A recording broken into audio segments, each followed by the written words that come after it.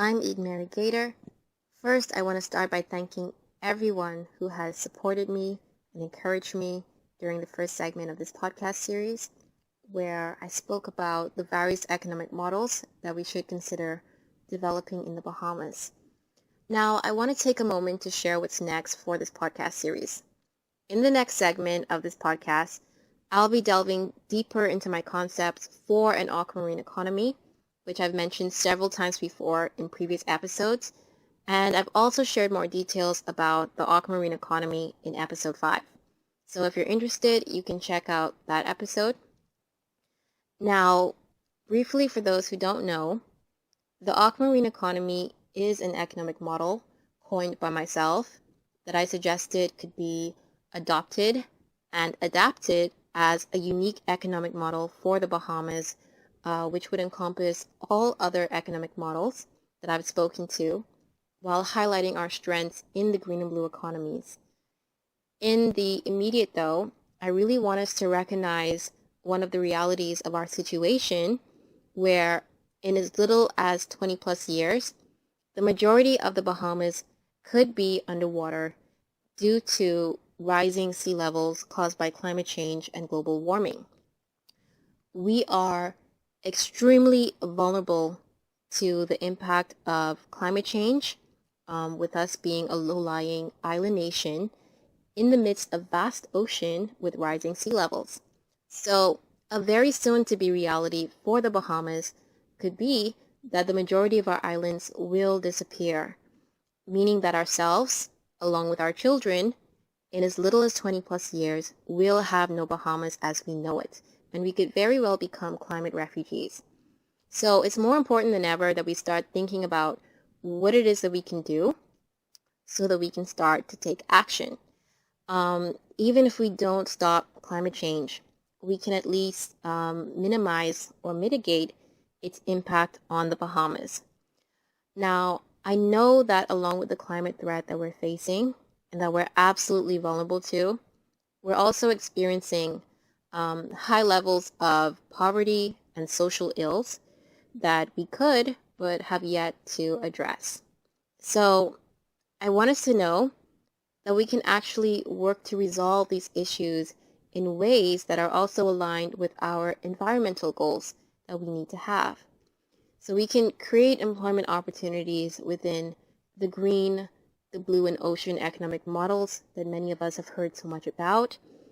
And with the blue and green economies at the forefront, we can establish an aquamarine model that could be unique to the Bahamas, but furthermore, it would encompass and create opportunities within all other economic models.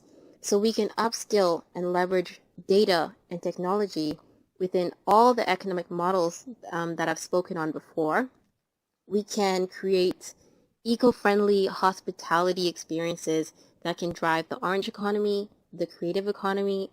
We can create and drive innovation within these economic models cohesively within a model that can truly be unique to us, as I've suggested with the Aquamarine model, through which we can demonstrate our unique strengths in the blue and green economies.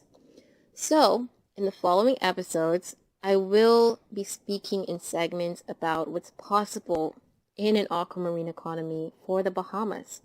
And I will also create episodes that define terms and concepts like net zero, carbon credits, blue credits, carbon offsets, NFTs, blockchain, cryptocurrency, and much more. Because I've heard these terms mentioned many times before, and they're often either misinterpreted, misapplied, or misused, such as used interchangeably in discussions. Yet, it's important that we have a better understanding about what these concepts are and what their potential application could be for us as a country in terms of where we need to be now and in the future.